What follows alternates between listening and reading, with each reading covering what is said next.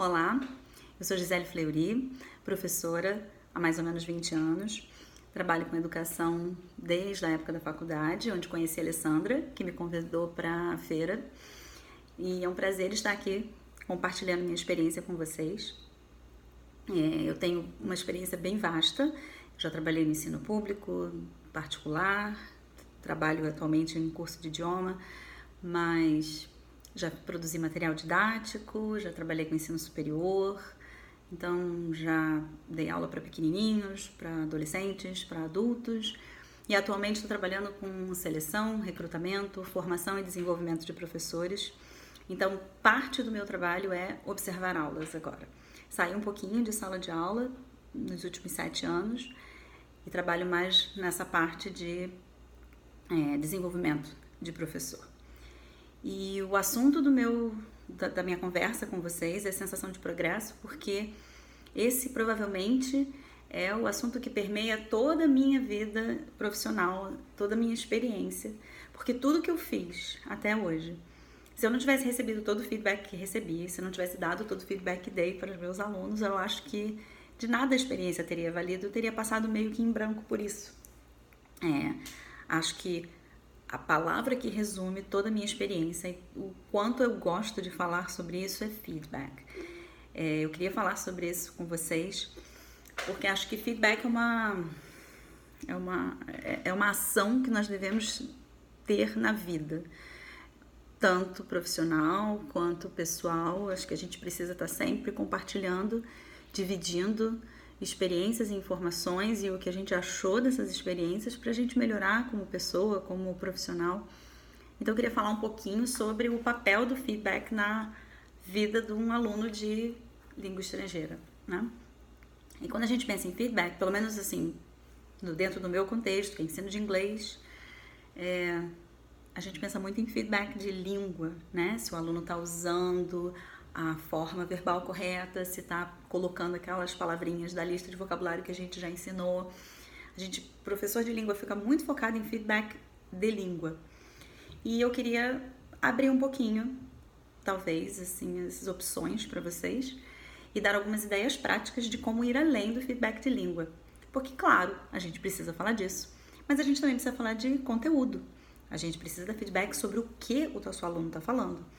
A gente precisa falar sobre feedback das habilidades socioemocionais desse aluno, porque quando um aluno aprende a se comunicar numa língua estrangeira, ele não está somente se comunicando numa língua estrangeira, ele está levando a identidade dele e o background cultural dele para um outro universo, para uma língua que não é a dele, que ele não domina todo esse contexto cultural e às vezes pode haver algum clash, né? Pode acontecer algum tipo de mal entendido na comunicação. Então, ensinar uma língua não é só simplesmente ensinar as formas verbais e o vocabulário, é ensinar o uso, é usar a forma adequada de se comunicar.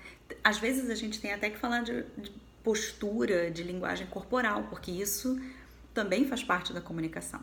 E em determinados contextos, em determinadas situações, a linguagem corporal pode ser ofensiva, o que aqui no Brasil pode não ser, em outro país da língua que eu estou estudando pode ser.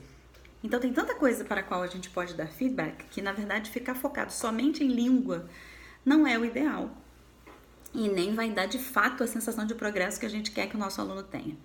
E para o aluno de língua estrangeira ficar e continuar estudando e querer se desenvolver, ele precisa perceber na prática que o que ele está aprendendo tem aplicabilidade, que tem uma função e que ele pode sim administrar uma comunicação em qualquer língua que ele use de maneira adequada ao contexto. Isso é muito importante. Sendo assim, queria compartilhar com vocês então quais são as práticas que talvez fossem interessantes vocês a passarem a adotar em sala, se é que já não fazem, né? Vou dar alguns exemplos com base em experiência. Eu tenho uma experiência no ensino público que foi ensino médio pelo estado do Rio, e essa experiência me mudou bastante na época, porque a gente sempre ouve que o ensino público é péssimo, né? Que as escolas, você não vai aprender inglês na escola. E eu tive alunos de EJA, que eram adultos, pessoas às vezes de meia idade já, que nunca estudaram inglês na vida. Eu tive alunos produzindo, fazendo conversas, descrevendo imagens, como se estivessem fazendo uma prova de proficiência. Minha diretora não acreditava, a Lê pediu até para falar sobre isso, mas assim, o tempo é curto, se eu falar tudo no detalhe, eu acho que eu passo do tempo que ela me deu para falar para vocês. Mas a questão é, foi uma experiência tão rica ver que se eu der para o meu aluno, de fato, um contexto real e mostrar para ele que ele está se comunicando e que a língua em si pode não estar perfeita, mas o contexto comunicativo está, acho que essa que é a verdadeira sensação de progresso para esse aluno. É saber que ele pode se comunicar, até porque essa coisa da perfeição linguística, né, do purismo, nós estamos já há muito tempo afastados disso. Mas às vezes o contexto da sala de aula de língua estrangeira não se afasta, ele continua focado porque o livro tem um objetivo, e o objetivo é ensinar o passado irregular. E às vezes se o aluno usa o passado regular no irregular, a gente fica super apavorado. Mas a questão é que ele vai se comunicar da mesma forma. Então, sair um pouco do foco na língua e focar também no que o aluno pode estar tentando te dizer, isso é muito importante. Então, a dica prática que eu tenho para vocês é que a gente não precisa ter quadro interativo, a gente não precisa ter óculos de realidade virtual, a gente não precisa ter fogos de artifício, puff para sentar. A gente só precisa ter pessoas. Pessoas juntas fazem a comunicação acontecer. Nós somos mediadores dentro de sala para mostrar para o aluno aquilo que é o adequado e o que não é. Seja ele linguístico, atitudinal, seja, não sei, qualquer coisa relacionada ao contexto da comunicação. Então, para a gente ter comunicação de fato, nós precisamos ouvir o nosso aluno. Acho que essa é a palavra mais importante da minha fala. Ouçam, treinem o ouvido de vocês para escutar o que o aluno está falando, comentar sobre o que eles estão falando, mostrar a relevância da informação e não só da forma como a informação foi compartilhada. Porque se o aluno usar aquele vocabulário que você deu lá na unidade 2 perfeitamente, é óbvio que vai ser legal e é óbvio que você vai falar: parabéns, você lembrou daquela palavrinha, nossa, a gente já viu isso 2 unidades atrás. Mas se ele te contar uma experiência relevante, te falar de um relato de viagem, ou te falar de um relato de quando ele usou a língua de maneira genuína, e você não reagir ao conteúdo, não adianta a língua estar perfeita. Não vai haver a conexão, não vai haver